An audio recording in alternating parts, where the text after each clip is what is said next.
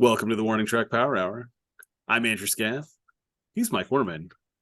Today we're going to be talking more about the Royals in spring training, and then a little bit more about off-season NFL news. We'll start where we've started the last couple of weeks with Royals in spring training. Still off to their hot start, Mike. They're 10-2 in spring training. And again, I'll ask you the same question. Does it mean anything at all? I don't think it does, but I hope it does. I really hope it does. That would be, even if they couldn't play, win 5 out of every 6 games and shatter the record for most wins in a season. I think that would be it would, that would be like 100 and probably 25 wins or something like that over the course of a season. I think I think it's a good sign because it seems like they're scoring a lot of runs, and like the offense looks good and the pitching looks okay. So like the run differential has been pretty good. So maybe that's a good sign. I don't know if it's I'm talking myself into it. It probably doesn't mean anything, but it's better that they're 10-2 than 2-10, I think. And I think it seems like at least the Royals have some, I don't know, they're gonna play competitive games, it seems like, more or less, I hope. And so I think, as I said last week, I just want them to approach 500 as the season comes to an end. At least maybe 75 games, something like that. I would see that as a positive step forward. What do you think about the 10-2 mark in the Cactus League? I think, like you said, yeah, it's a lot more fun to see them at 10-2 at some point, even if it's just spring training. It's definitely more fun to see that than the reverse record. It's also great, to see some of the young guys hitting really well too. I think most of the team is hitting like over 300. Some are hitting over 400. I think Olivares is hitting, I believe, over 600 right now in spring training, which is pretty nice. So yeah, that's totally sustainable, right? Probably not, but fun. Yeah. But yeah, I think like in the game Sunday night against the Dodgers, I think Michael Massey hit a home run.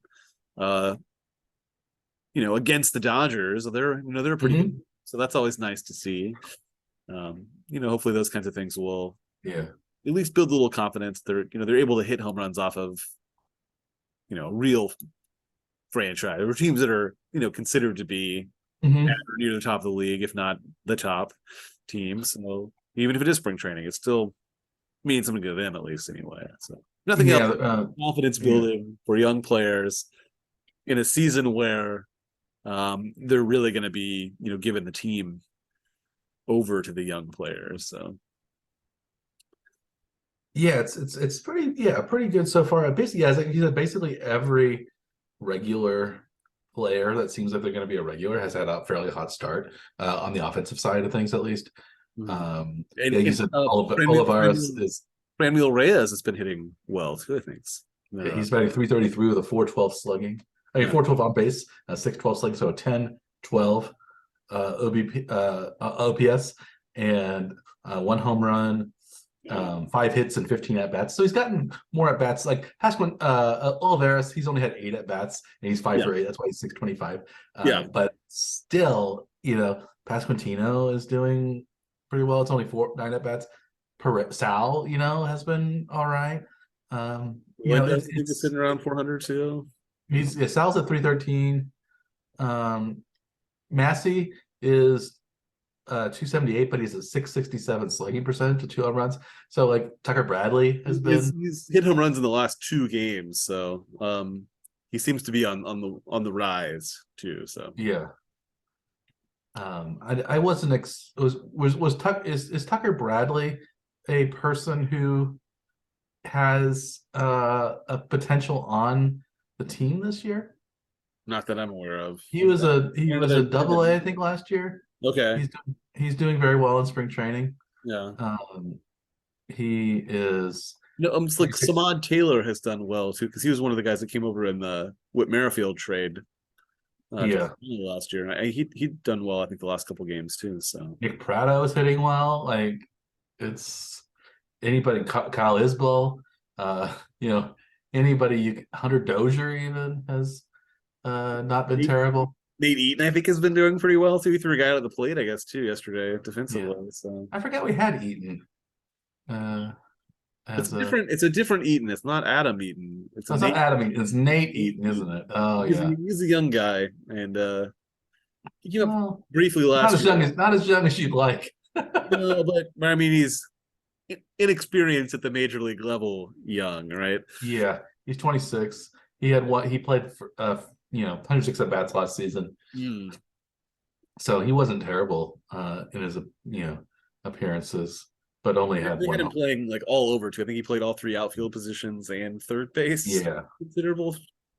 Considerable time at like all four different Mhm. positions. So he's been one of those, yeah, fill the gap wherever he needs to be, basically. So Listed as a catcher, really, so I maybe think. maybe he can be a backup catcher too. So At least on the latest transactions, this is recalled see Nate Eaton from the Storm Chasers. So I guess it's I did not know he was a catcher.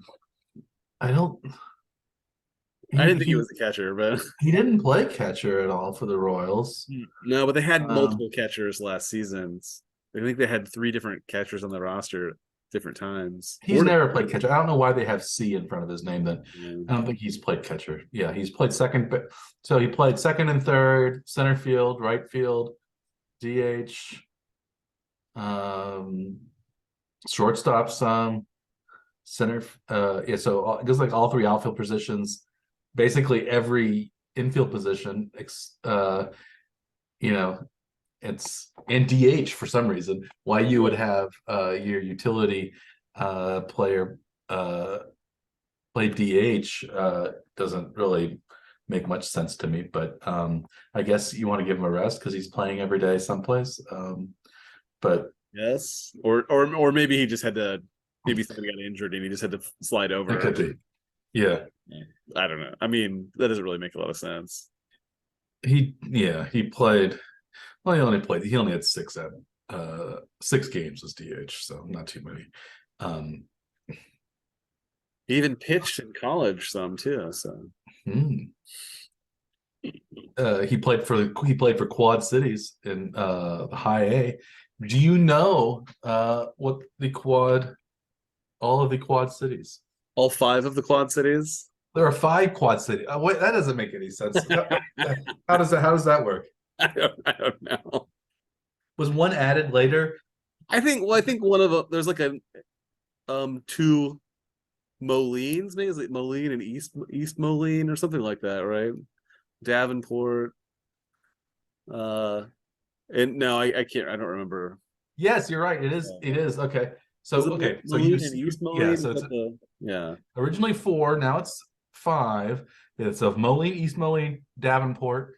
Okay, so we have 2 more in the Quad Cities. Can you name one in Illinois and one in Iowa? Yeah, I'm not coming up with them, but I just drove through there too, not very long ago. Rock Island. Oh yeah, Illinois, and Bettendorf. I knew that. I should have known Bettendorf. Yeah, it's the fifth. It's the 15th largest city in Iowa, and the 3rd largest city in the Quad Cities. I thought you would like that, knowing that there are 5. How did they add? Like what did they have to go through some sort of like committee and have it approved by the other members of the cities? I don't know. Maybe the way the charter was written for Molina, they split it, and so it just had automatic registration in as part of the Quad Cities. So, and yeah, what led to the split between Moline and East Moline, or did East Moline develop totally separately? They just I would guess that East Moline was probably just a suburb of Moline, and then I guess enough people moved there that they thought, oh, I guess maybe okay. So East Moline has about 21,000 people. My guess is one of the older Quad cities declined in population, and East Moline became like number 4. And to keep that like 5th highest city, they decided, well, let's let East Moline. Yeah. Rather than rename it like the Quint cities or the what would you use instead? It's for 5. Cinco cities. It's got the alliteration going. Yeah. But they probably aren't too, they don't probably take too kindly to Hispanic immigrants in the Quad cities. Probably not. At least maybe not a lot of the I'm sure I'm sure it's pretty heavily Trump in that part of the country. I would assume. Wow. Did you know that the Quad cities have, well, about 500 to 600 Jewish people live in the Quad cities, although this is down from about 2,000 in the 50s and 60s. So what is the team nickname for the Quad cities? Hi, Abe. Royals affiliate. Are they the Quad City DJs? Wasn't there a band called that? Oh, I don't know. I think there was a band called the Quad City DJs, or like a hip hop group. Oh yeah, they sang that song. Come on, ride the train. Come on, ride it. Oh, come on, ride. You know that song? That's the Quad City DJs. Quad City DJs. Okay. Come on, ride the train. The baseball team though is the Quad City River Bandits. And they also did the theme to Space Jam. Quad City DJs. Great. The River Bandits. The River Bandits? Yeah. And what's the other one? The other one? Are there both? You're talking about? Aren't there other minor league teams in the Quad City? I guess just baseball. I don't know. That was the team that Nate Eaton was on, was the Quad City River Bandits. So he was in the River Bandits. Okay, I was thinking you were going to quiz me on all of the name all of the Royals affiliates. No, that was not as good. But the question I was going to ask you though about spring training and then this season as an extension from that too. Okay. Royals Review had an article this week about with the headline of why 2023 is a make or break year for the rest of the decade, and that there's a potential looming problem here. Do you see that this season as being a make or break year for the Royals? And is there a looming problem? Not at all. This is probably the least important year of any That's kind of what because they're thinking of moving downtown, and if they move downtown, they can, like in 5 years or whatever it takes to build the stadium, they can get rid of everybody. Like they could just, it would be like when the Wizards moved to became Sporting Park, and like everything changed. Like not like the Royals are going to change their name or something like that, but like if they move stadiums and they aren't doing very well, they're just going to get rid of everything. So I think it has really no practical consequence what they do this year. I guess you could say, well, you want to have the young guys win, and if they don't, you rebuild. But that's not like, I don't know. There were no expectations. I don't. So what is the argument that they're trying to make? Well, the article mostly just talks about the looming problem is that they've essentially like emptied out their entire minor league system to bring everyone up to the majors, and then how little the team is spending on the roster this season, is maybe an omen about how the team is going to be cheap going forward. I don't think that's what any of that means at all. But that's just kind of the premise of the article, is that the team has utilized all the talent that they have, and now they have to like either catch up by developing players differently or making changes there, or they're going to fall behind everybody else. And I don't think any of that's accurate. I think the article is not. I don't think anything that's in the article is accurate. Yeah, it's like well, that's all we know. It's like, well, they aren't very good. All these young guys, well, they're going to have to rebuild, and it's probably going to take a little while since they developed all these people. It's like it's not news. I don't think it's not. It is. It's not news. It's not. And it's. I don't even think most of the conclusions are correct either. I think most of what this season is it's a business year. It is. We're gonna go fully internal, see what we've got for talent that's at or near the major league level, and then see who the team can build around, if they have anybody that's worth building around. And then, they'll go after free agents maybe next season or the season after that, depending on what they have. So if they play well this year, then that is awesome. They don't need to go outside for additional talent. They can just grow the team and the roster, in salary going forward based on the players they currently have on the team. And then they don't need to develop talent right away, because you don't need to replenish anything if this team does well.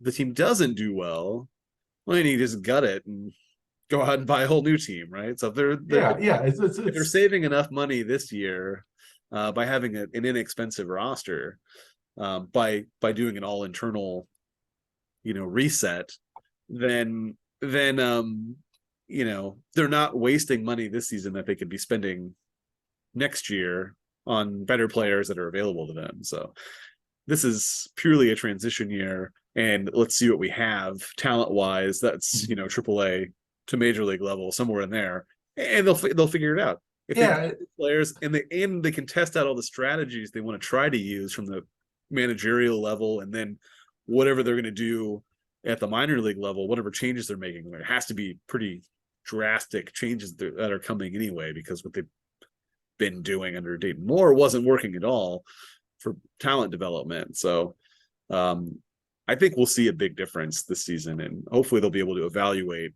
what they have and figure out where they need to go to grow the team and make it better in the long. But this is the kind of season it's purely business.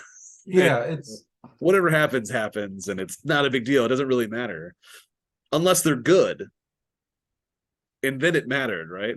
If they're bad, if they're bad, nobody cares. It doesn't matter. It's like also like if they're spending so little money, you could say, well, next year they can spend money on free agents to fill in gaps or something like that while they wait for why spend a lot of money on a year they already know isn't going to be great? So it doesn't make any sense. I mean, there's no reason to spend any money. So why haven't the Royals gone after free agents? Because it's a waste. So don't do it. Right? Yeah.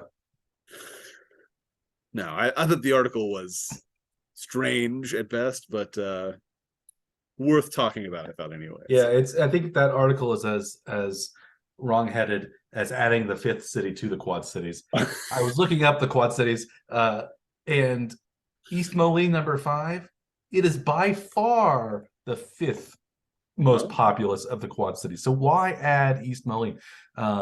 East Moline has about 21,000 people. The 4th highest city is Bettendorf, and Bettendorf has 39,000 people. So almost twice the population. Rock Island is 37,000. Okay, so both are about 40. Moline's a little higher. It's about 42, and then Davenport's the big city, and it is over 100,0and right now. But the question I wanted to ask you is, really, it's Bettendorf, and then it's Davenport and 4 other cities. Right? It's Davenport. It's like Davenport, like Frankie Valley and the Four Seasons type of thing. Although I think Frankie Valley was actually one of the Four Seasons. He didn't have 4 people behind him. There were only 4 seasons, but Frankie Valley was the most famous of the 4 seasons. So it should have been Frankie Valley and the other 3 seasons, I think, is how it should have been told. Because I think there were only ever 4 in that group. I think, at least from Jersey Boys, that's what it looked like. Marie, my daughter, really enjoys Frankie Valley because he can sing so high. And he sings like Sherry and those Walk Like a Man type of songs. Big Girls Don't Cry. But actually, I was meaning to get something about the Quad Cities again since I latched on. The Quad Cities.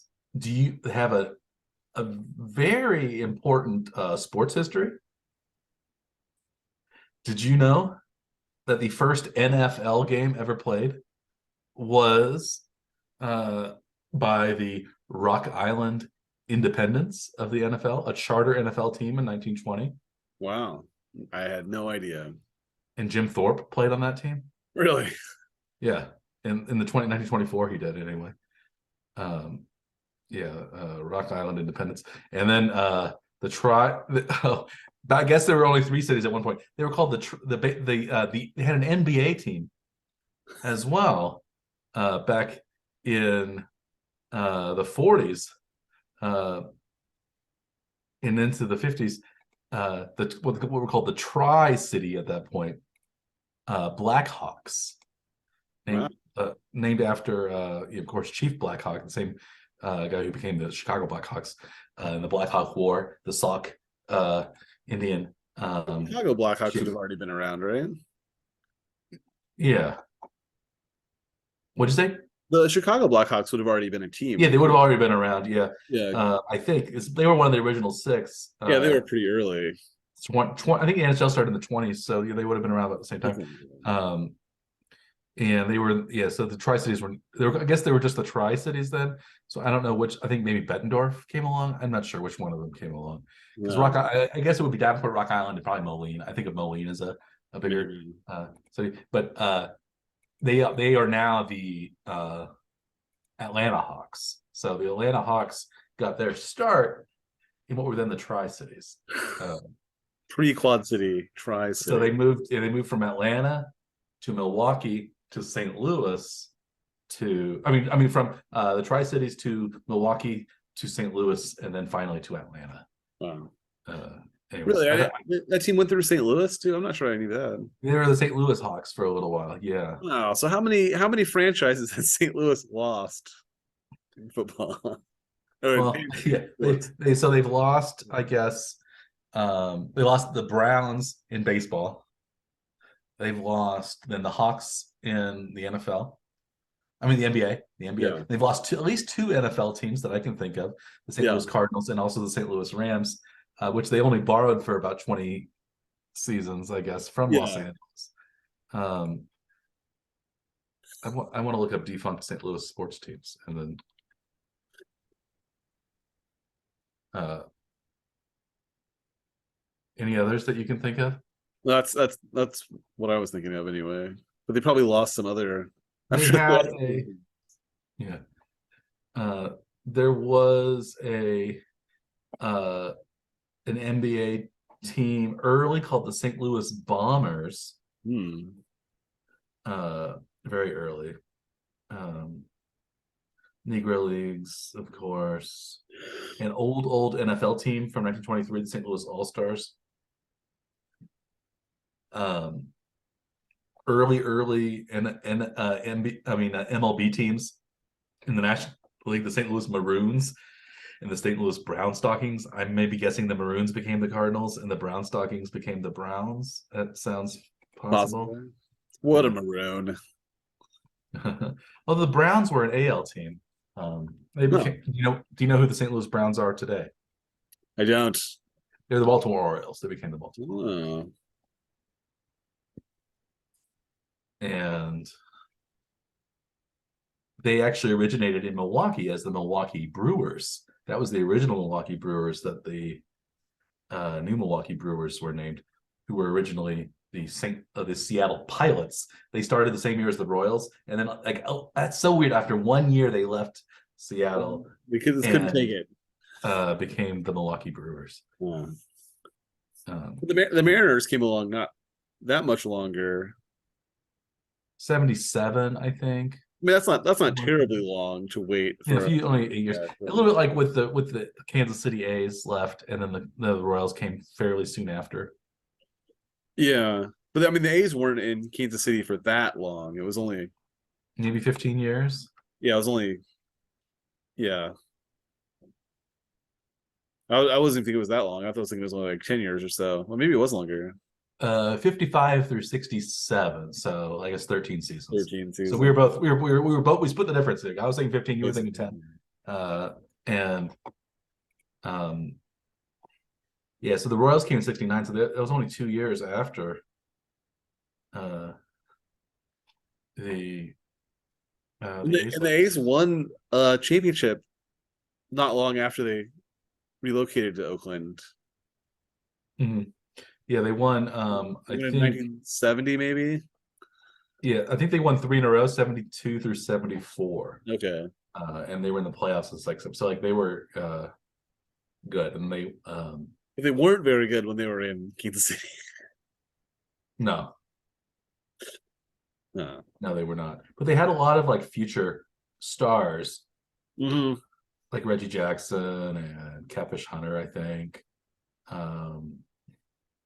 And I think Tommy Lasorda was on that team. There were a bunch of like managers or like famous managers on those last few Kansas City A's teams. It was I can't quite remember who all of them were. Yeah, I guess it was Roger Maris played for the A's at one point, the Yankees. Yeah, it was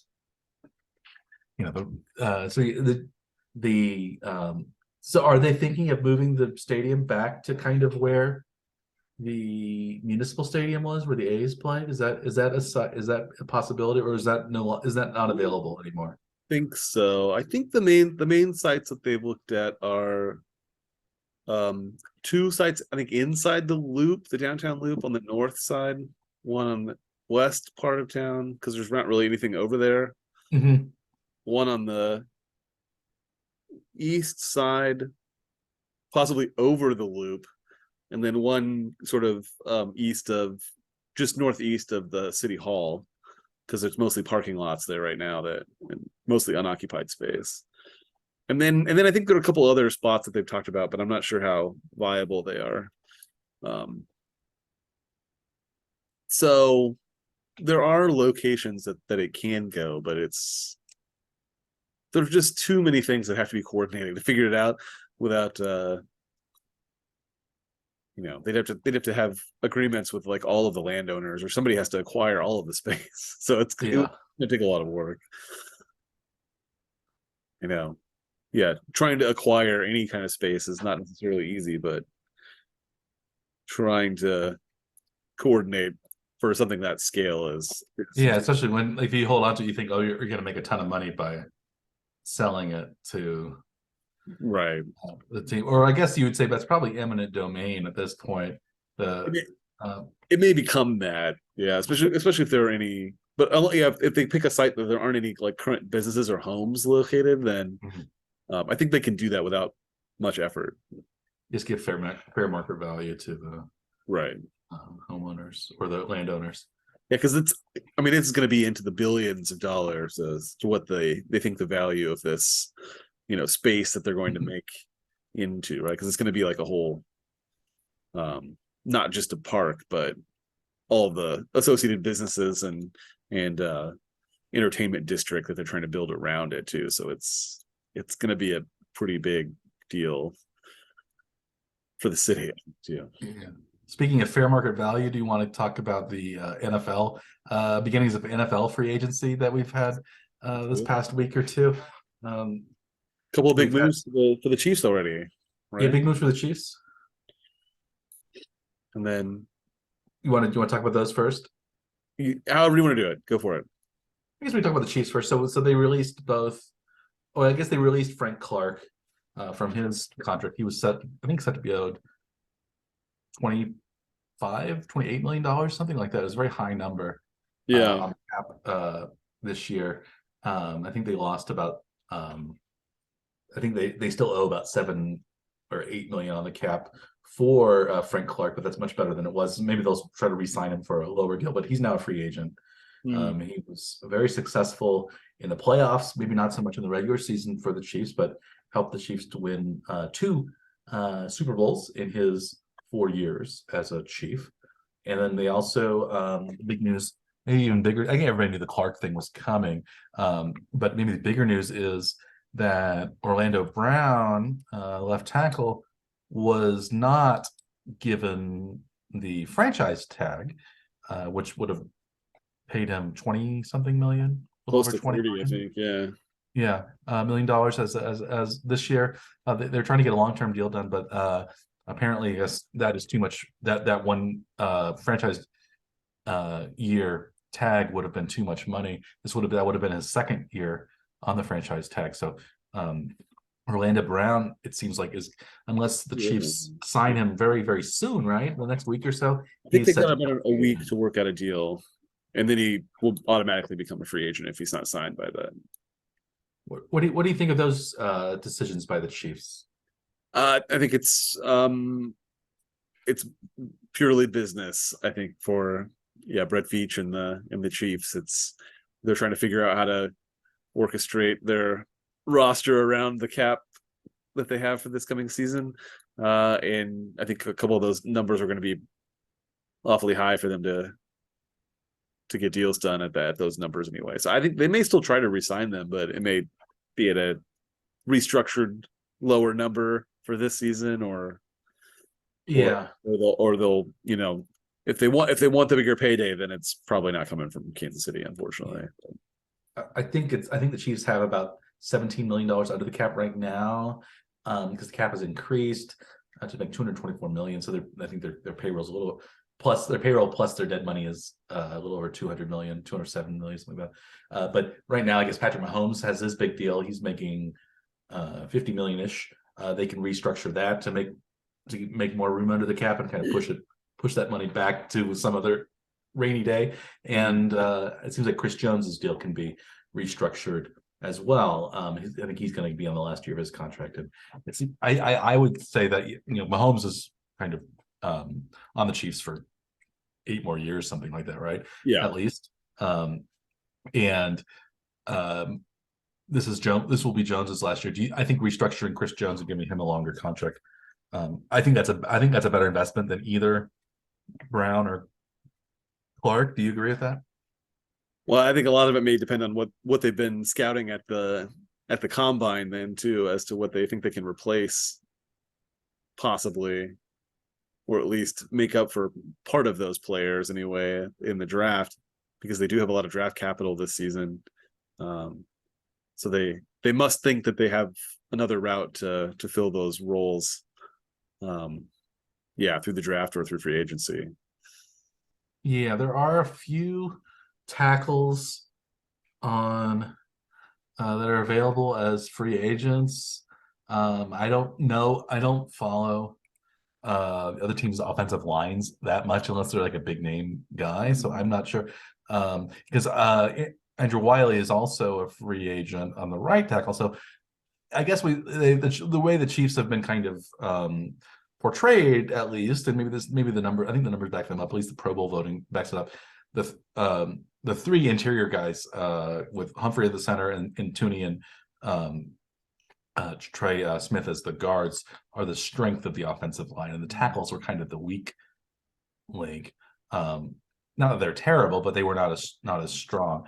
And so I guess the Chiefs think, well, we can find replaceable tackles more easily. And so, like, I guess there's Mike McGlinchey for the 49ers. He is available. He's still fairly young. As a right tackle, he might be somebody. He was a first-round draft pick in 2018. There's Jawan Taylor of the Jaguars, Isaiah Wynn of the Patriots. Some younger guys, or not that old, guys that maybe would be pickupable. There was Taylor Lewin, I think, was we talked about him getting the stuff dumped on his front porch from the Titans. I guess he's a free agent now. He's like 30. He's a little over 30, but like it seems like the Chiefs were not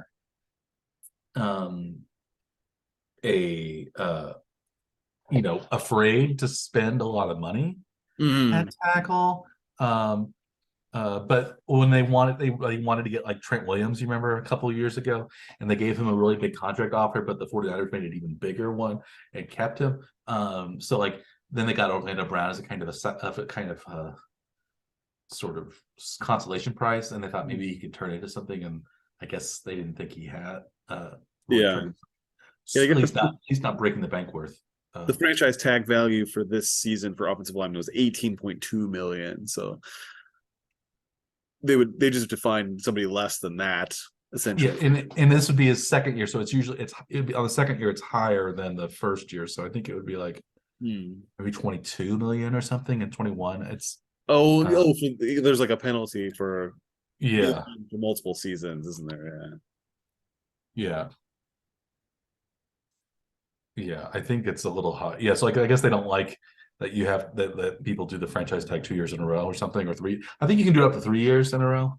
And that's one of those things where you might just want to like last year that Brown just decided to play on it because like at least it's guaranteed money. It's a lot of money. It's not like some of these big contracts that you sign are like only guaranteed for 2 years, 3 years, sometimes if it's a 5-year deal. And so 1 year at a fairly high salary isn't and then trying to do it again. It's not a bad deal for a lot of players, I don't think. Second straight year, it's 20% increase in salary.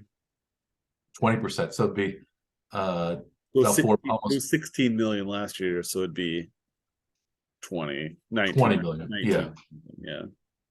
So but really, so all that really means is that they just need to find somebody for less than that is really what they're aiming for, right? Yeah. You might think, well, they want to get a draft pick. They're picking at 31, so maybe you think, well, a lot of at least the kind of plug and play tackles are maybe not on the board at that point. Possibly. But maybe not. Yeah, who knows? You don't know what other teams are going to do necessarily. So yeah. There could be. Yeah. Smith was a 6th round pick a couple years ago. They're probably going to draft, wide receiver somewhere. Yeah. They'll find somebody that's incredibly fast that was overlooked by other teams. It seems like that's how they've kind of gone about the draft recently. I've heard a rumor also of a Laramie Tunsil trade with the Texans. He was traded from the Dolphins, and remember that was like when the Texans were just like trading everybody away for like pennies and like spending a lot of money. I think they had like 2 first-round picks for Tunsil and like a bunch of other picks. But this is Tunsil's last year. That was when they traded DeAndre Hopkins away too for kind of who was the running back? Like David, I can't remember the running back that came from Arizona in return. But he's doing a lot this season though. His cap hit this season $35 million. But I guess if you can get them to pick up part of it or something, maybe. Or you could sign into a long-term deal, and like with Chris Jones, you could say, well, we'll pay you $20 million this year and for the next 5 years or something like that.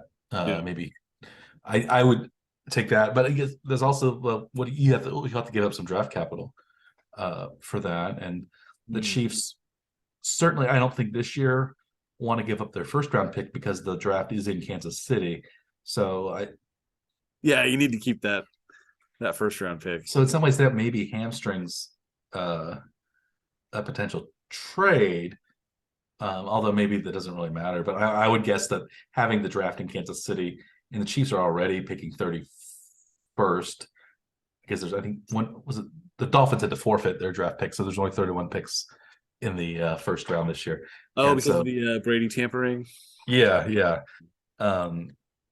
So the Chiefs, so they'll pick at the very, very end of that first day, and I guess they want the fans to show up for the draft. So, right. Is it going to be at Union Station? What do you know where the draft is going to be? Yeah, that's the plan. Is Union Station lawn? Are you going to go?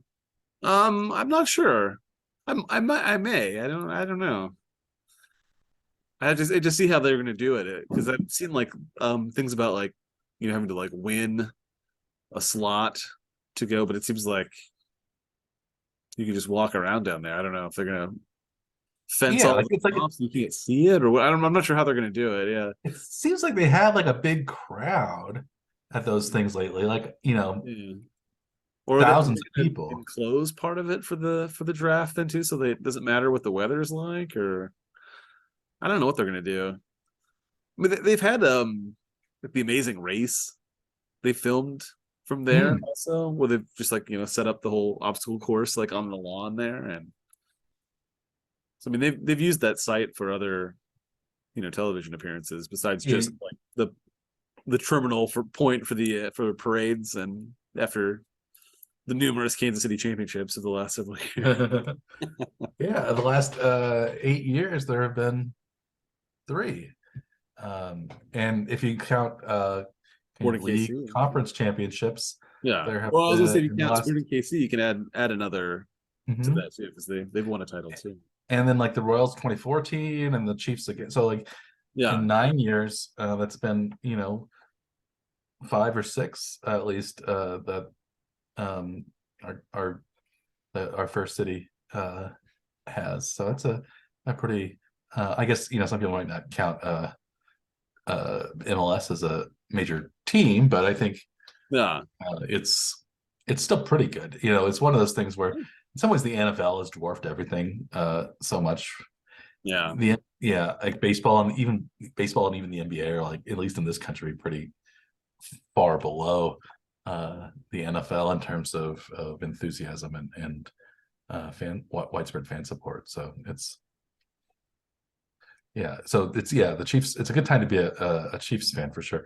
I'm looking at the website right now. It seems like, well, it's like you have to download the NFL app and stuff, and they'll tell you more, but there's no real information.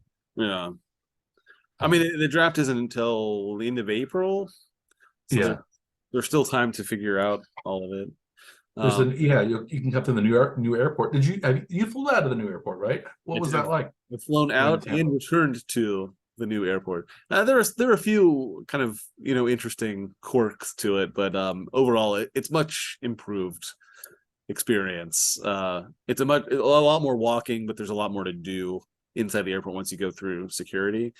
Before it was kind of like you go through security and you're stuck there, and you can't really go out, you can't really do anything. There's like a coffee stand, and you can get that. That's about it. Coffee. They had a couple little things and restrooms. So it was the best airport, like in the 70s when they built it. Yeah. Before like all the security kind of theater that we have to go through. Yeah. Because like the way it's laid out, you can park, and like as long as you weren't like connecting a flight, which is what like didn't really happen in Kansas City so much. Like there were very few connecting flights. It's a kind of an endpoint destination, especially once like TWA left in the 70s or Braniff or whatever. I never flew in that era, but like I don't. I really like that airport and how kind of retro and because it's the same era as the Truman Sports Complex. It's that modern early 70s vibe, and the Royals, it seems like the city's, I don't know, it's a little bittersweet. At least the city is moving away from that to a kind of more cookie cutter kind of modern airport. Yeah. Is there anything unique about it? What's that? Is there anything unique about the Kansas City, the KCI, new KCI or MCI? It is different than the other airports I've been in, but part of it is like there's a moving walkway now. So like once you go through security, there's like a long hallway you have to walk through to get to the actual where the airplanes actually come, the gates. But they have the moving walkway and everything to get there more rapidly. So you could still, if you live in Kansas City and you dropped off at the airport, I think you could still get through security to your flight within, you only have to get there like an hour early at max, which is what you could do with the old airport too. But it didn't add much time to the, how long it takes to get from your car dropped off to a flight, which is nice. So it hasn't really changed that much from what I could see. It seemed like it was running pretty efficiently already. So but it's much brighter. There's a lot more walking. There's a lot more restaurants. There's a lot more shopping places. It's more traditional to what is the current modern airport, at least anyway. But cool. But they did manage to keep a lot of the local restaurants and breweries with stations there too, which I thought was nice. It wasn't all like national chain type places. Like there were small, like Stockyard Brewery has a station there. probably barely in the top 10 breweries of Kansas City. Yeah, that's in the West Bottoms, so it's not a big place by any means. And like Pigwitch barbecue restaurant that only about 7 or 8 years ago I think was a food truck. And then they have a small restaurant in the River Market, and they've got a restaurant is that inside. where the old Winslow's barbecue was? I think or is that Billings now? No, or was Billings? I think Winslow's. Yeah, it's in the same spot that Winslow's had. Yeah. Yes. Oh, that's a little tangent, I guess. But so the Chiefs are looking, maybe, trying to. There's a lot of free agents also still out there, like with that the Chiefs are trying to re-sign, perhaps Juju Smith-Schuster, Nicole Hardman, mentioned Andrew Wiley. There are Juan Thornhill is a free agent.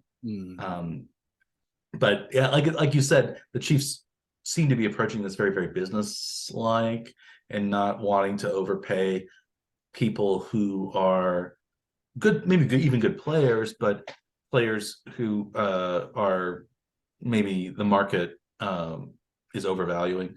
It's sort of like what the Patriots did. They just jettisoned people left and right, even good players.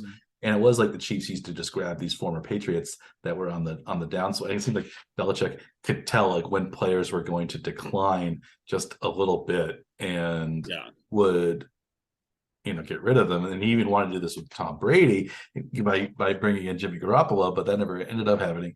Do you think the Chiefs are following the Patriots plan and not the Scott Pioli version of the Patriots plan? I don't know if it's that directly, but maybe indirectly, at least with the very expensive players. I mean, if they can find replacements for particular positions through the draft, I think they're going to do that every time. I mean, they've already shown they can rebuild a defense essentially in a season through the draft and go very young and still succeed, even with not having to maintain such an experience level from the team as a whole. So I think they already know that theory can work. So I think they're going to probably be following that blueprint a lot in the coming years. Is that how you see it too, or?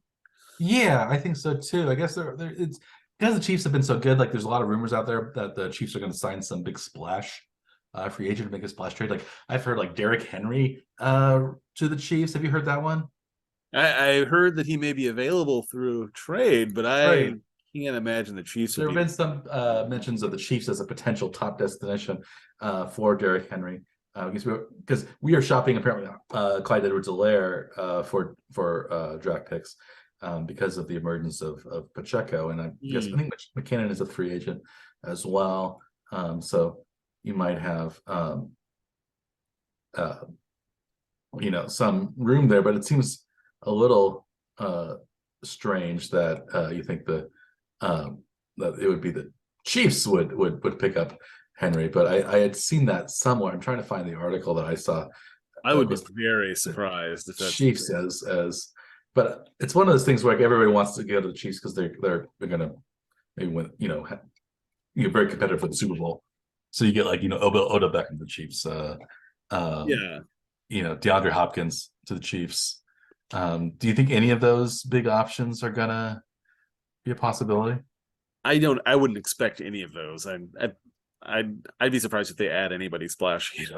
I'd be very surprised. Do you think they'll do something?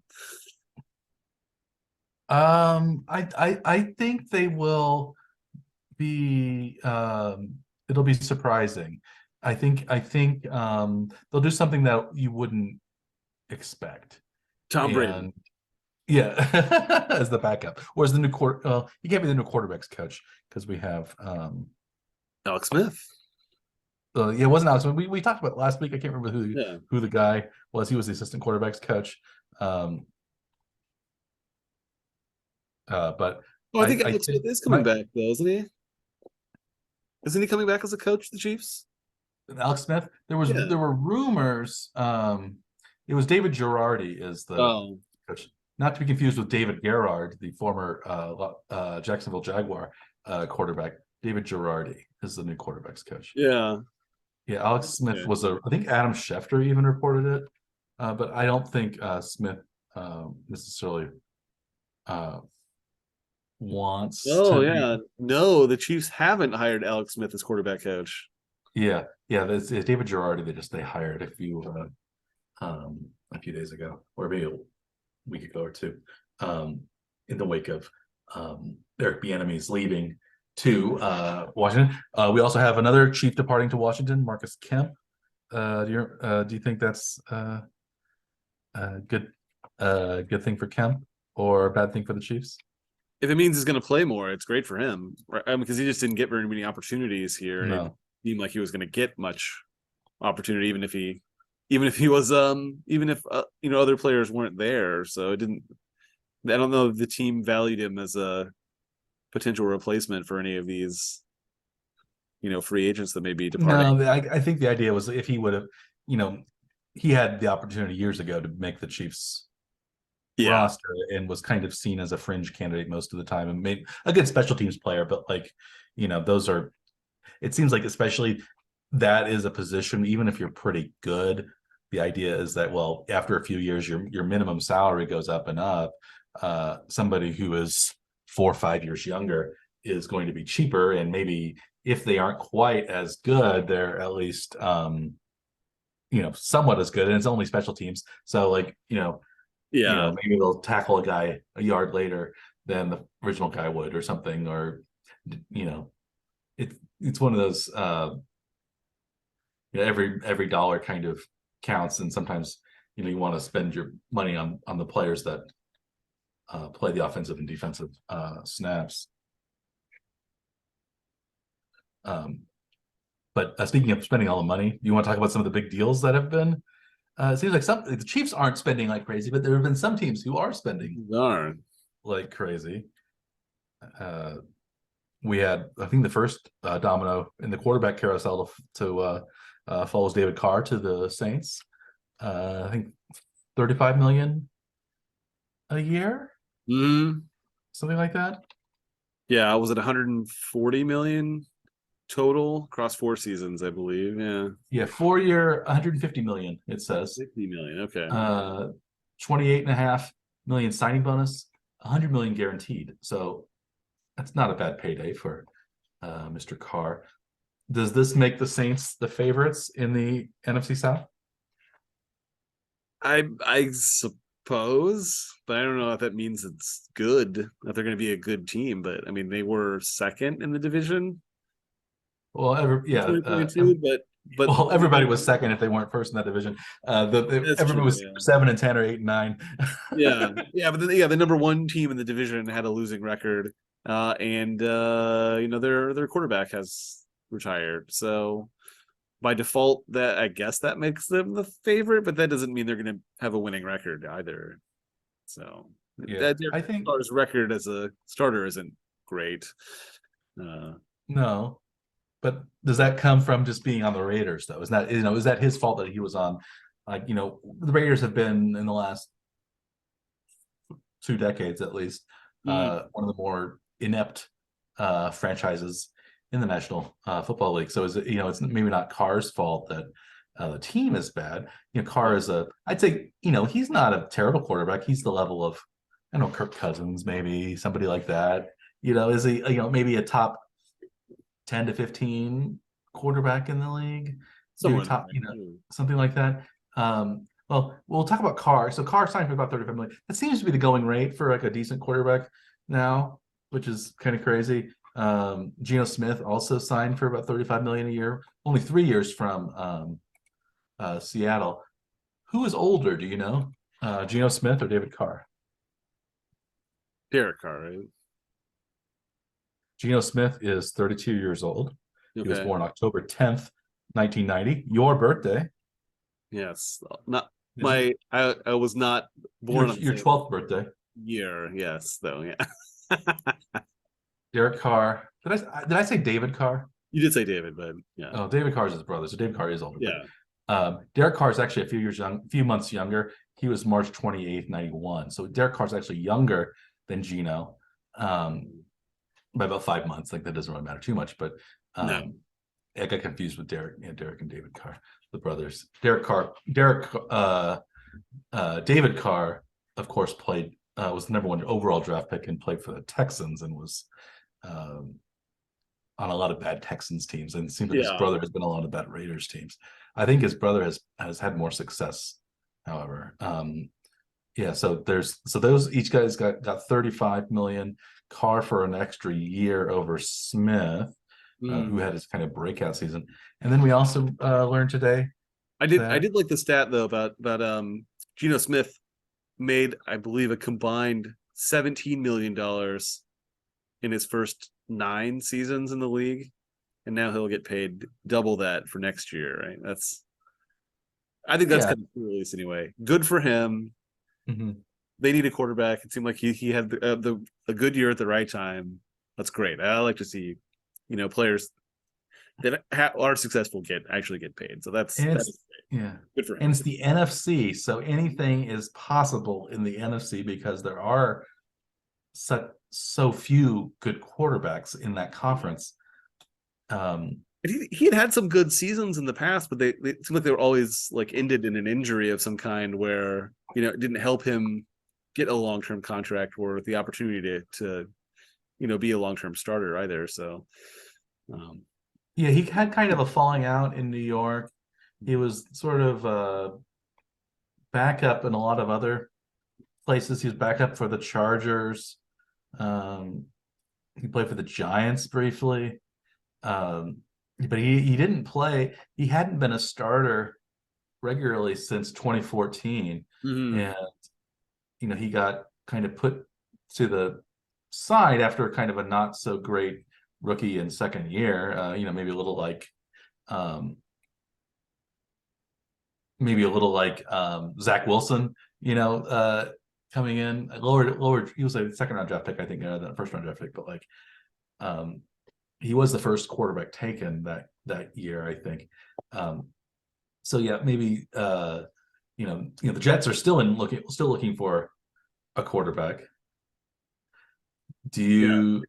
So it seems like they're across town, or actually cross stadium rivals. The Giants also signed their quarterback Daniel Jones for about $40 million per year. Jones is younger than Carr or Smith, but perhaps not as good, at least not as experienced in the track record, at least, especially compared to Derek Carr is nowhere there. Of those 3 deals, would you rather have Geno Smith 3 years, $35 million, Carr 4 years, $35 million, or Daniel Jones 4 years for about $40 million each? Those are per year numbers. Yeah. I think Carr probably has the most potential of those, but the better deal is probably the Geno Smith deal because it's shorter. I think. I guess Daniel Jones is only guaranteed $82 million, so it's like 2 years essentially that are guaranteed. So maybe you can dump him after 2 if you draft somebody, but. Yeah, because they didn't really give him the full long-term deal, so they kind of hedged without not having to franchise tag him for this season. But they gave a lot of money up front to him, so that's I think just a they lot. Probably had to keep him though. Yeah, he's probably something to that effect. But yeah, Carr is sort of a breakout season in 2022, but it wasn't that impressive. Yeah, I'm having some technical difficulties on my video here. I think it's because I'm on NFL or Pro Football. What's reference? Yeah, I think it's got a lot of pop-ups on there. Pro Football Reference, but yeah. I would say that I like the Carr deal the best out of those because I think he's the best quarterback. At least he's the one who's proven it the longest. I like the Jones deal actually the least because it's like you can get Patrick Mahomes for $50 million, if you have him. Or there's Lamar Jackson out there. Why not trade for Lamar Jackson, you could probably get him about the same amount of money, or there's, I guess you still have Aaron Rodgers perhaps out there, or just draft like, before we went on the air, we were saying like, well, in the 5th round, Bailey Zappi was available last year for pennies compared to this, and Brock Purdy played reasonably well. Is a reasonably good quarterback worth more than a rookie flyer? Like, why not draft 2 or 3 rookie quarterbacks at different points in the draft and see how they do? Yeah. So I think San Francisco, I think, was a rare combination of things that made that able to work, but it doesn't mean it can't work elsewhere, right? Like they have a solid defense already, and they had a lot of the pieces on offense. They just needed somebody to sort of manage the ship and not drive it into the iceberg directly. And Purdy is a good game manager, so it worked well in that scenario. But some of those, like the Jets, I don't think, if they had a game manager, I don't think they're going to be contenders. Would you think that? Or well, Wilson was really, really bad, and they did pretty well with Mike White as their quarterback briefly.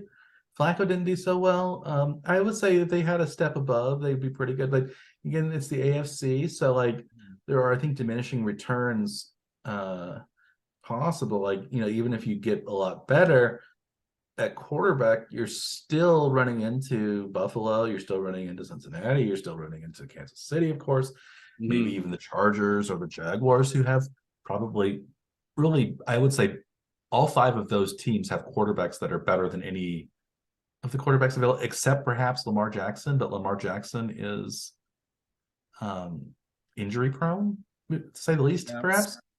And I guess you could maybe say Aaron Rodgers rediscovers his own old form. He's up there too, but like that's really a murderer's row of quarterbacks you still have to deal with. So it's like the NFC, like the Giants, I think, really flubbed it, I would say, because you don't need a quarterback in the NFC at all. Like the 49ers kind of proved that until they lost 4 quarterbacks rather than, it took them,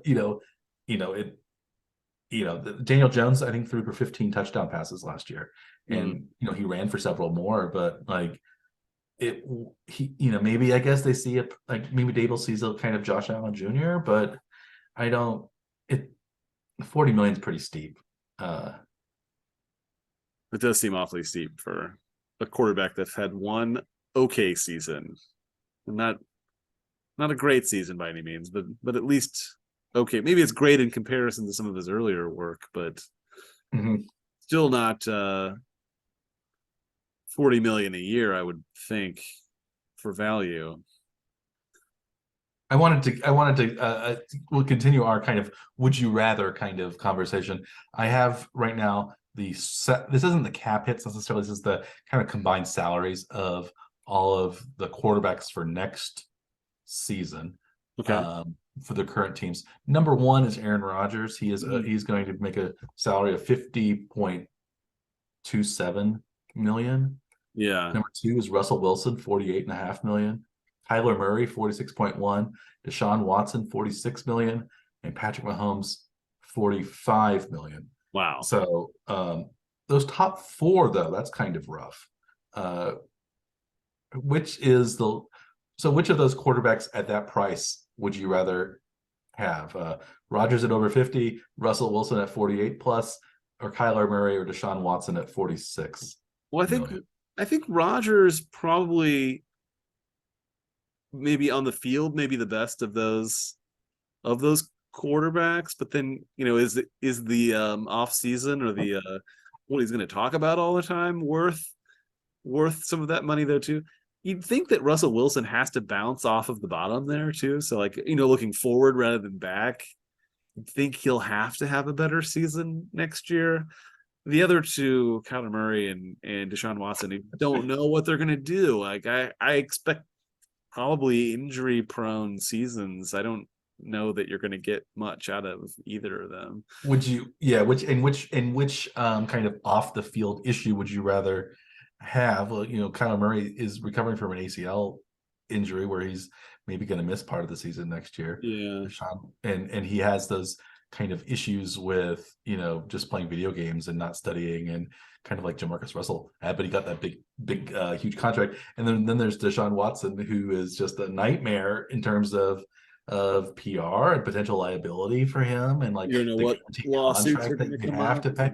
Like those top, those top four are really bad above Mahomes right now. I guess Rodgers, it's only 2 years. He's a good quarterback if he wants to play, but he's a big distraction. Yeah, like you said, I do think Wilson will bounce back, but I don't know how.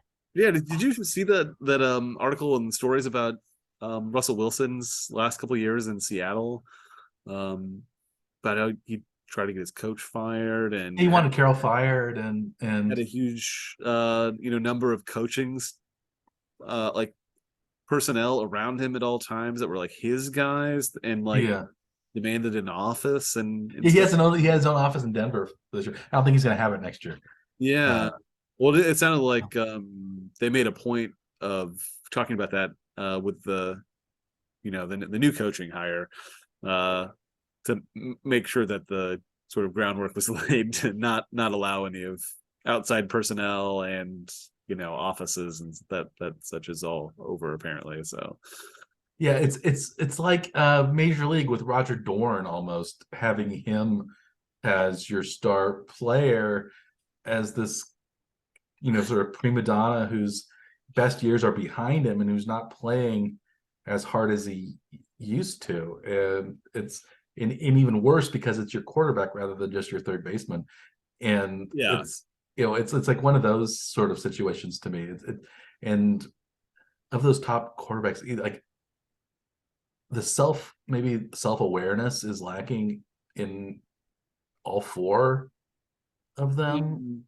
Yeah, they're very similar in their situations and level of antics, I guess, right? So yeah, I just thought that was interesting how they were the top four paid quarterbacks this coming year. Then it's Mahomes, then Josh Allen, Dak Prescott at 40, Daniel Jones at 40, Matthew Stafford at 40. Who would you rather have at $40 million in Prescott, Jones, or Stafford at this point? Man, they're all man, none of those are really appealing. I think Prescott probably performs the best when he's at his best, but he's not always at his best though either. So Stafford, you just don't know what you're going to get with him now too, because he's also on the downside presumably. In his prime, I think Stafford is the best of those three, but that was a while ago. And then also with all these injuries, and he still had a good year a couple of years ago with the Rams, but I think a lot of that is a product of the talent around him. But the following year, he didn't last very long of it anyway. No. So, I don't know that you can really expect a whole lot from him. But it seemed like he had an off-season injury and he just never really got back to full strength, and then he was injured again, I guess, right? So it's interesting story because like a lot of these teams, the idea is to win as much as you can with a cheap quarterback on a rookie deal, and more of these kind of quarterbacks that came into the league are now that were kind of starting like gangbusters, like Joe Burrow and Jalen Hurts, Trevor Lawrence, Justin Herbert. They're all going to be due a Mahomes-sized contract, but nobody has won a Super Bowl with a quarterback that takes up that much of the cap. I think the Chiefs. I read this year that recently, the last couple of weeks, that Mahomes, his cap hit was the highest of any quarterback in the salary cap era. Yeah, above Steve Young, and like when they beat the Chargers in like '95. Yeah. So I mean, he's not escalated to the maximum of what his salary cap hit's going to be in the coming year. So, the team has to really get creative here about how to figure out how to piece everybody in around that growing number for salary cap for Mahomes. And we're kind of already you get that, right? Because we're, they're not able to sign Frank Clark and Linda Brown, and so we'll have to see how they. Yeah, I don't know. And this also because we have we talk about Lamar Jackson a little bit, and then Jalen Hurts are both looking for big deals. Does this mean, if Daniel Jones gets $40 million a year, what is Jalen Hurts worth? Yeah, I mean, I would expect he's going to get somewhere in the Mahomes area, if not more than that. I suppose where he's going to want that is Philly going to give him that? What's the longest you would go? Because the way Hurts plays as more of a running kind of bruising quarterback. Yeah, he's stockier and bigger than like Lamar Jackson or Justin Fields is, but is that like Daniel Jones is also kind of that running kind of Josh Allen type of quarterback. Yeah, more than Mahomes is. What would you offer somebody like Jalen Hurts, do you think, given the going rate and given how long? Yeah, I mean, you'd kind of hope that he would take a, in the Daniel Jones type of contract, but there's no way he's going to do that, right? I mean, he's going to want that, Josh Allen type deal. So, in the Mahomes style, but it's really hard to do that with that running style quarterback. They're just so much more injury prone. You've seen injuries with like RG3 and Kyler Murray last year too. So it's Cam Newton, yeah, obviously, and Lamar Jackson last year too was had been very lucky in not taking injuries. And Josh Allen though too, because he had that elbow injury that seemed to affect the latter half of the season, and he definitely was not the same quarterback after that elbow extension. Yeah. So, I guess you could say that's not necessarily a running injury. That's a throwing injury. But still, even the less likely to scramble or design run quarterbacks, that they still, injury is still a major. It's a willingness to take risk, and it seems like that running style is pushes it up into that upper tier of risk, right? So it's just you're going to get hit that many more times over the course of the season. But the hit that Josh Allen took wasn't a pass. That was it was a run. Huh? Was it on the run? It was on. He got hit like as he was throwing, and it pulled his elbow back, and it was an ACL strain. But it wasn't on a run, but it's the possibility of getting injured while running that can affect that thing too. So I just saw that there is possibility that he will have Tommy John surgery in the off season. Oh really? Yeah, and I know he avoided the surgery this time and a previous time too. So maybe they just want to get it out of the way. Yeah, you would think though he would want it earlier rather than later if he needs it. Seems like he's delaying a lot if he ends up having to have it, because it's like almost a year, at least for baseball pitchers. It seems like it's a year. It's a full year for pitchers, yeah. And then it's usually the second year after where they have their stuff back.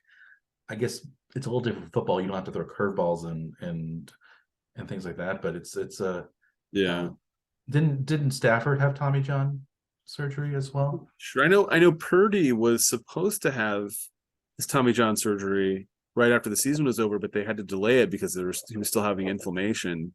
So I don't know if he's had that surgery yet, because they were saying that like if he had it almost right after the season, like he would not be delayed for opening day of first game of 2023 season, but they delayed that surgery. So I'm not sure if that's in question now. So they may start the season. The San Francisco quarterback situation is interesting because that was because the guy you want, it seems like now, who kind of came into his own, is Brock Purdy, but he's not going to be available. And the guy you ended up not wanting because he got hurt is going to be available at the beginning of the season, Trey Lance. But actually, the guy who was the most successful traditionally, Jimmy Garoppolo, is still on the market. Would you like, if you go back to maybe the Giants, like, why not sign Jimmy Garoppolo to a $30 million a year contract rather than Daniel Jones at 40? Is that? Yeah, I think they probably stuck with Jones because Dable must have, seen some progress in him, and it's that devil versus the devil you don't sort of thing.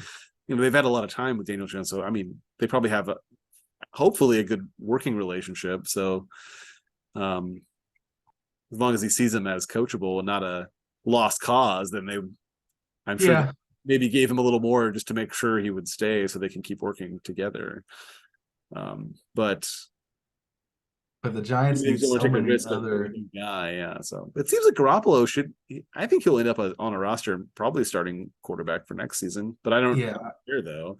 I would guess. Well, I'd say I think that market, I think, depends on where Aaron Rodgers goes and if Lamar Jackson goes someplace. Mm-hmm. Those are, I think. So since Lamar Jackson got the non-exclusive tag, how many teams do you think will inquire about him and try to work out a deal? You think he'll get multiple offers, or do you think he'll get no offers? Where do you think he'll fall in that? I think he'll get multiple, because I think that was kind of what the Deshaun Watson contract last year ended up being, because I think the Texans ended up getting 2 first-rounders and stuff for him. So it's, I guess the idea would be the Ravens would get a little less of a haul in terms of draft picks for Jackson than the Texans got for Watson. But maybe you could say, well, it seems like it's been a big headache negotiating with Lamar Jackson, because he doesn't have an agent, and it's like they're having to deal with him directly. Yeah, and he wants this giant guaranteed contract. And maybe you say, well, we'll see what he can get anywhere else. And then if we don't hate that deal, we can just match it. And he's going to be our quarterback. Right. And if we don't really like it, well, we'll get 2 first-round draft picks. So it's kind of it just kind of shifts the onus onto Jackson instead of the Ravens now, and I think that was a smart move. Or if he doesn't feel like it, the Ravens can pay him $30 million, which is fairly cheap for somebody of Lamar Jackson's caliber. If Daniel Jones is getting $40 million, so I think it's a good move by the Ravens. I don't. It seemed like the only move that they could really make, because it didn't seem like they were going to be able to make a long-term deal with him, whether it's because they just don't want to offer the number of years or the amount of guaranteed money. We don't really know what Lamar Jackson is looking for, but it's probably a lot. Yeah, from what it seemed like, he was looking for a Deshaun Watson style deal with like a giant guarantee, and like only the Browns were stupid enough to do that with Deshaun Watson, given his legal troubles and just the idea that no quarterbacks, even Patrick Mahomes or Josh Allen, even Burrow, when he signs his deal, whenever, they're not going to be 100% guaranteed. There'll be something where, like Mahomes is kind of guaranteed. At least it's like guaranteed like 2 years out, I think, right? Or something like the way it kicks in and stuff. It's an interesting deal, but it's crazy out there. I would have, I should have become a quarterback, I guess, right? Isn't it? That would have been so easy. You have a history of elbow issues, though, don't you? I do. I did break my elbow my senior year of high school, right after my senior year of high school, playing basketball. But it was if I had contract that told you not to play basketball, though, did you? No, I did not. I think Mahomes has that contract. Probably a lot of players, but I have if I had like NFL style rehab facilities and things like that. Speaking of NFL rehab facilities, did you see that survey about the NFL teams where apparently I guess this would have been like the 2021 Chiefs when they lost to the Bengals. There were a lot of disgruntled, I guess, respondents to this survey, and the Chiefs like finished towards the very bottom, like 29 out of 32 of the ratings for like quality of life kind of issues for the NFL teams. And like the trainer, Rick Burkholder, got the lowest scores, and you always hear good things about Burkholder. What do you think of that survey? Yeah, I was surprised to see the results of that. And I expected them to be at least in the middle, but I didn't. Yeah, it seemed like they players seemed like they were discouraged from reporting injuries and stuff like that too, which is not usually a good sign. That they're actually getting appropriate treatment for whatever their ails are. So it's one of those things where you wonder, equipment was aging, and maybe the facilities weren't as modern and nice as a lot of the other facilities, but maybe not as rodent infested as some of the other facilities. Was that Washington? Where were the rodents? I can't remember. Jacksonville, I think it was Jacksonville. Washington was the lowest, but like I guess the Chiefs Stadium, Arrowhead, is older than a lot of the stadiums. Yeah, I don't know if it took into context the practice facility, which is fairly new, but I think a lot of the Chiefs stuff was I think the Chiefs training camp. Chiefs have a kind of traditional training camp, and apparently people have to have roommates on those traditional training camps. So I think that soured a lot of people, and some of that type of stuff involving kind of older facilities did, but it's. But it's also they didn't say how many people per team responded. Yeah, and it's at 1,300 over, maybe was it 1,300 out of the 32 NFL teams, and we don't know if that's practice squad plus active players. So like you wonder, like, and like maybe some teams had higher numbers, some teams had lower, but like those teams that often get maybe fewer responses, it's the people that are really angry. It could have skewed it one way or the other, right? You don't really necessarily know which way it was, but I'm guessing maybe that could be, but I don't know. It's one of those things where I think also the Chiefs had a kind of bitter loss and to end their season, and then after they released it after this year, but it was the survey was taken a year ago. More than a season ago. Okay. Yeah. So like it was a kind of a strange little I was really surprised to see that how low the Chiefs scored on some of those metrics. But I wonder if some of that will change though in the next if they'll take that into account and try to improve the facilities that they have too, because that seems like they should have funds for that kind of thing. Especially if they want to make sure that players are in the best shape that they can be in. It seems like they had some renovations like in the last year even, so maybe that wasn't even taken into account, or it's sort of a strange thing. I don't know. I just remember surveys like that when for teaching when taught classes and stuff like that, and like the results were always like, well, some people think you're the best ever, some people think you're the worst ever, and they can't. Well, I don't know if they could both be right or not, but I take I don't know. I always take those sort of things with a grain of salt. But on average, you think, well, maybe it matters. But I was surprised that the Chiefs were that low too. So it was, but like the top teams were like the worst teams in football. Yeah, weren't they? It seemed like a lot of the traditional powerhouses were not rated very highly in some of those categories. I think the Cowboys were number one because they have a shiny stadium. Yeah, and probably Jerry Jones spends a lot of money on stuff, and I think they were number one overall. Is that ring a bell? That's not really, so that wouldn't be really surprising by any means, I think, because I think that's kind of what you'd expect with as much money as their owner spends on everything. So but everything's probably brand new.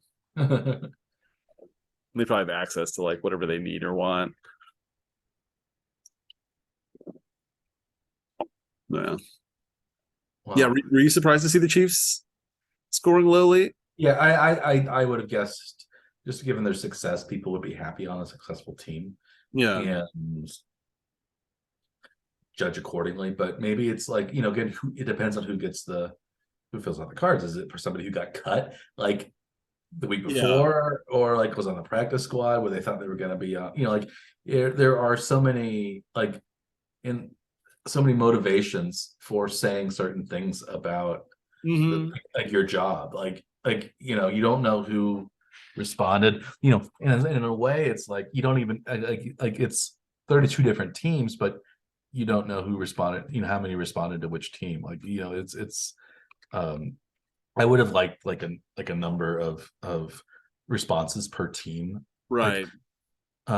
shown, so you could see whether it was representative or not, right? Did 90 people from some teams respond and only 15 from the Chiefs, because it seems like they could take from not just the 53 active roster, but the practice squad or anybody who played that season as part of the practice squad or whatever. If it was 1,300 participants, that's 40 players per team. Mm-hmm. So that is a fairly significant number. It's not like it was just an average of only 5 per team, but it could be 100 players from one team responded and maybe nobody from another team responded. So it would be good to know how many from each team actually did respond, and then you could at least then you can see kind of how accurate it is. Quality of the data, right? Yeah.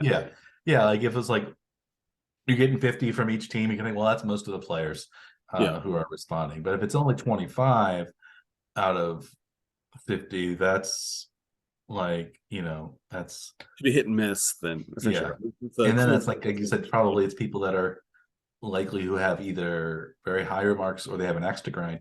And especially some of those trainer comments, it seemed like I wonder, it seems, I don't know, given what people say about the Chiefs training staff is supposed to be pretty good. Yeah. I have, but maybe he's a big jerk. I don't know. It could be. Or maybe things have changed since that, survey was performed. If it was over a year ago, maybe some of that stuff has, changed in the meantime. Mm-hmm. It may just be that, Burkholder just oversees things and his, reports are the ones that are jerks, or one of the guys is a jerk or something. Who really knows? Yeah, it could also be that he does really he's really good at developing programs and getting people healthy, but he is maybe just has a bad bedside manner or something like that. It's judging, is it a results thing, or is it just he's gruff and brusque, and but that matters. But then also you can say, well, maybe it, what's more important, I don't know. Yeah, it's one of those things where it seems like there's a lot of negative stuff there that could be important, but we just don't know how accurate it is. What they're relating it to may be different too. So if it's a relatively young player, just came out of college, maybe their training facilities are all brand new at a lot of the bigger, the major schools. They may all have brand new facilities for everything, because the amount of money that's spent on college programs is pretty amazing. And if you came out of college in the last 4 or 5 years, maybe the facilities at the college level actually are superior to the pro levels, because the pro programs are spending more on salaries than they're spending on training facilities. And you have these adoring kind of co-eds and students that are part of that group that treat them like gods in a way that you don't get in the NFL. And so I think one of the things traditionally I've heard with Reed is that he is not very hands-on with a lot of younger players. Compared to there's a hierarchy of players, and he kind of lets them do what they want. Let's say lets the more successful seasoned kind of players kind of run the show, and maybe that's an issue with I don't know. It's an interesting and it's one of those things where this idea the customer is always right type of world, but if you watch TV shows involving customers, the customer is wrong 90% of the time. And that's one reason why it's so frustrating when you are right, because well, the people that customer service usually deals with are idiots, and you have to like prove that you're not this idiot if you want something that's to be done, and that's very frustrating. And so idiots and non-idiots are both treated like idiots, even though most of the people who think they shouldn't be treated like idiots are idiots. Yes, that is typically the case. Yes, that sounds about right. Yeah. Speaking of idiocy, on that, should we wrap this up? Probably. Our this idiot's time is over for tonight, I guess. Yeah, I got a ticket to the Quad Cities to hop the train to Bettendorf. Yeah, you have to get there in time to watch the opening of the World Baseball Classic tonight. Oh yeah, the World Baseball Classic is being played. It was said in Taiwan tonight. Yeah. What's the first game? Oh, I had it open, but I don't have it open anymore, Mike. It is. I don't know either. It is Cuba versus the Netherlands. Do you remember our teams that we picked? It was. Cuba was one of them. I think you had. Let's see. What did we say last week? I think I had Puerto Rico and the United States, and you had Cuba, and I believe. I don't know if I made another pick. Yeah, I don't know if you made another pick. Dominican, Cuba, and Japan. I mean, Dominican, USA, Japan were the top three teams. Yeah. Of those three, I think I picked the USA, but you can also pick the USA if you wanted. I think if you've already taken the USA, I'll say. I mean, I think I'd said Cuba initially. I'll take the Dominican then for my other. I think that's a better. I think Dominican was 2-1, USA was 2.8-1, and Japan was 3-1. I think Japan is overvalued. Because I think, like we mentioned last time, I think a lot of the certain countries, especially ones that do not have most of their players in the majors, but also have a baseball culture, like Korea and Japan. I think the World Baseball Classic is very important to them, but maybe not as important to even something like maybe the Dominican it is, but like most of their players are major league players, and they know how good they are. And I think it's like there aren't a lot of Dominican bettors. Like the population isn't so high, or like they're not going to there's it seems like most probably the Dominican millionaires are playing in the World Baseball Classic, not betting on the game outside of it. Whereas Japanese millionaire, people that make big bets in Japan for things like that, they're they might. I don't know. I don't know if that's true or not in terms of why Japan's odds are so low, but I've had some success. But it's interesting to me that they were so close to the United States in terms of. It seems like I mean Japan has a full scale like major league system. Mm-hmm. So they have whole tiers of players there, and only some of the players are in the US. Like they don't have a full roster from US major league baseball players. I think you got Ohtani, but I think you said that they weren't going to use the American players that are playing in Major League Baseball. Are they not participating for? I think maybe Ohtani and like one or two, but I think almost all of them are Japanese players. Japanese players playing in Japan. I mean, Japanese league, the Nippon baseball.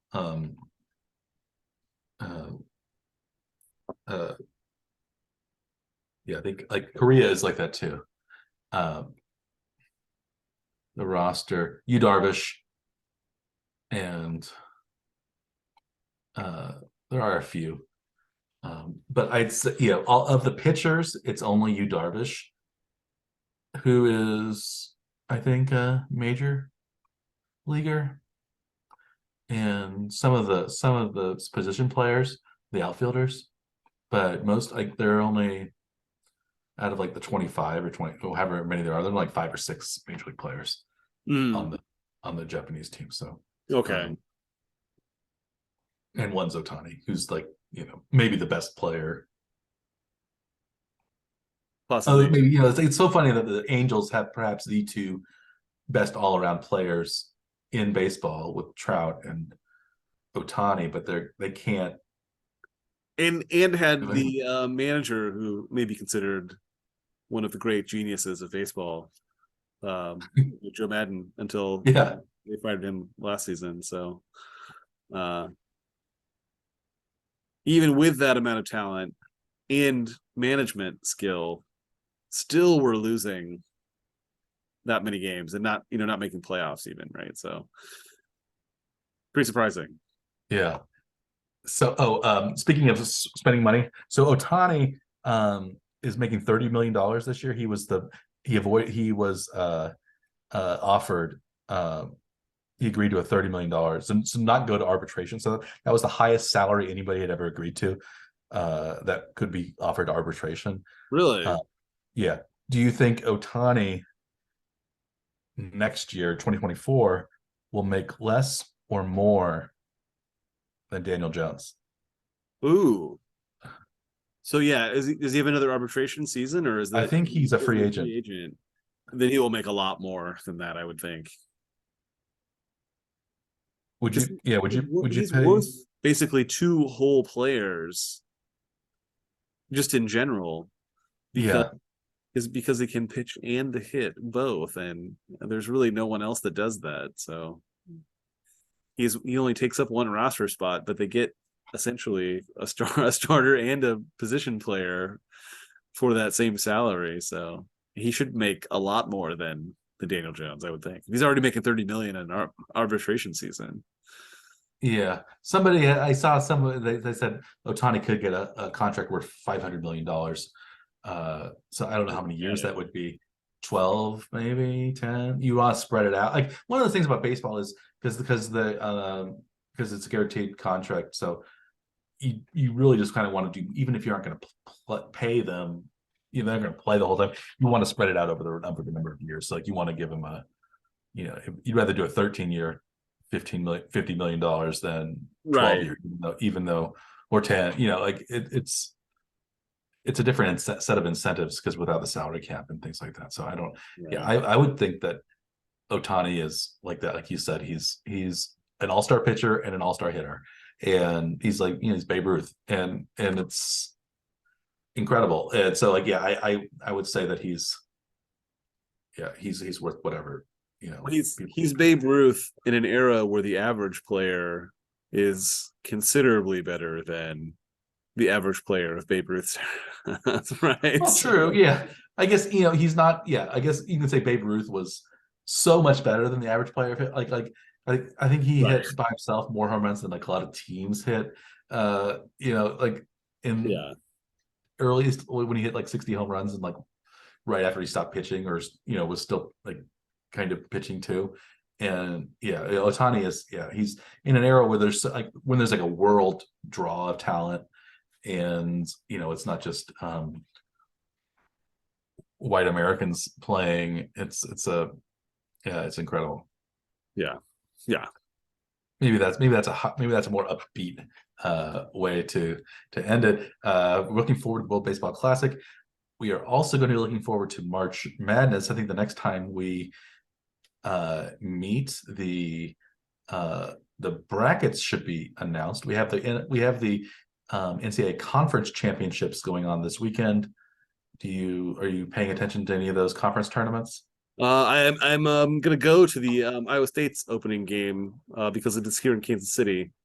I will see Iowa State Baylor in Kansas, and whoever they play is the second game of the session. So I'll be at those games Thursday. This will be a few hours after this episode is released into the world, Mike. I will be at So it's on Thursday morning, for Iowa State. Okay. Yeah, so they play. Oh, there's they aren't in the first round. So I forgot. There's the first round is Wednesday, and that would be I think West Virginia against I lost it.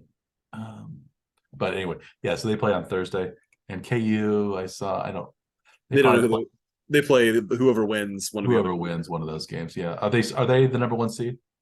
I think so. Yeah, they are. They're playing the game one. They're playing West Virginia or Texas Tech, and it's Oklahoma State, Oklahoma. Yeah, it seems like Baylor, Iowa State. Like it seems like almost all 10 of the Big 12 teams can make it to the Yeah, tournament this year, which is crazy. it Since was kind of unfortunate for Iowa State. Like the last game of the regular conference schedule was against Baylor at Baylor, and Iowa State won by about 15 points or so. So the very next game they have to play Baylor again. So it's who knows what they're gonna do. well, enjoy your Thursday at the T-Mobile Center. Yes, that is what it's called now. I still It's like think of it as the Sprint Center, even though the it former is. Sprint Center. Yeah, that's what you get when there's corporate names. Like it changes. Like in Pittsburgh, I don't. Yeah, what do you think Sandstone is called now? Is it Cricket Wireless still, Oh, or is it? and then it was. It was back to Sandstone, I think, right? I don't think it's technically been called Sandstone in quite some time. Now it is the Azura Amphitheater. Is that a credit union? I have no idea what Azura is. It's like yeah, up in Pittsburgh, where I spend a lot of my time now. They renamed Heinz Field, and it's now called Acrisure Stadium, and Well, of it's so course. stupid. Like, um, Also, it actually wasn't originally called for 10 years before. Oh no, it was. No, it was the Sandstone Center for the Performing Arts from 83 to 93. And the Sandstone Amphitheater from 93 to 2002. And then for one more year in 2008. And then it was I guess when I Verizon remember, Wireless, 2002, 2007. I remember Verizon. Capital Federal Park at Oh, Sandstone for 40 years. Cricket Wireless for 3 years after that. Then Providence Medical Center Amphitheater for 5 years. And now Azura. Azure. Providence Medical Center. Where the hell's that? Wow. Is that in Kansas City? Or is it in Providence? I don't know. I don't know.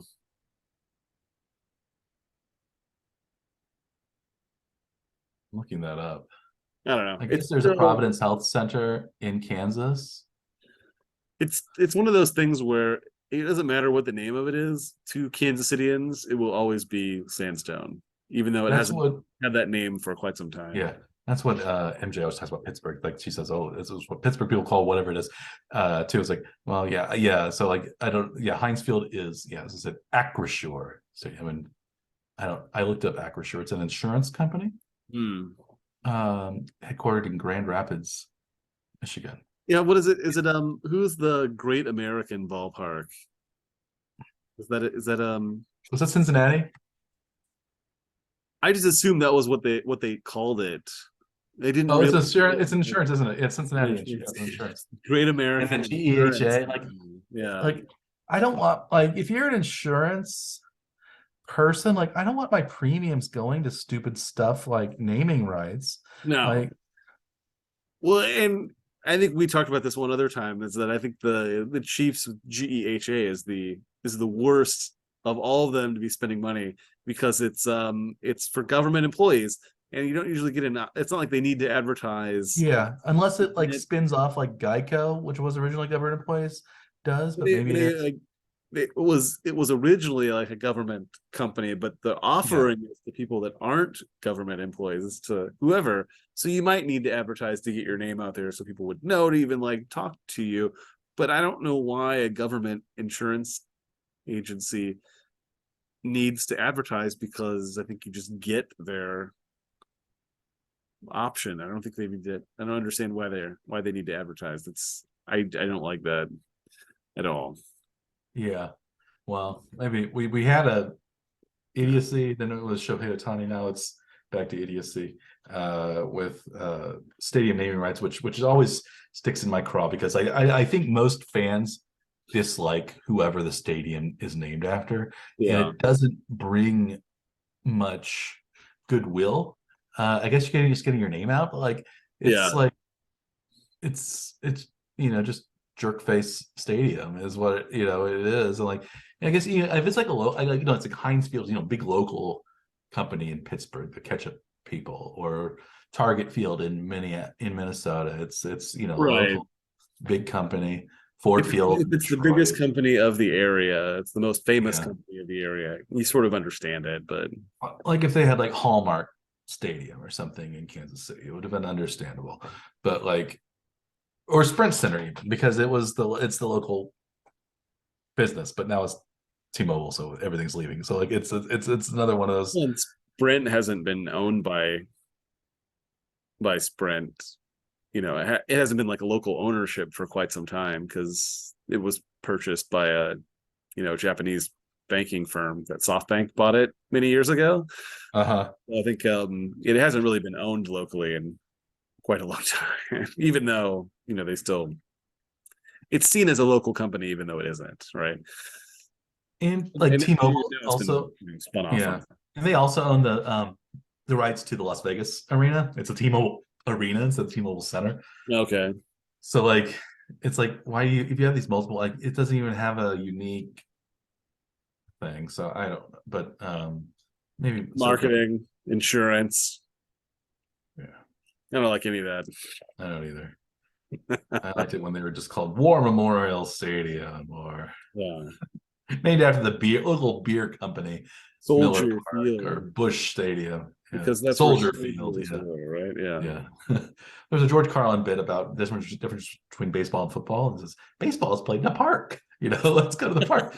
Football is played in places like Soldier Field and War Memorial Stadium. It's great. Yeah. Still works. Yeah. Well, even Soldier Field's going to go away too, with some new stadium in Chicago probably. But we can talk more about that next week on the Warning Track Power Hour. Should we wrap this up?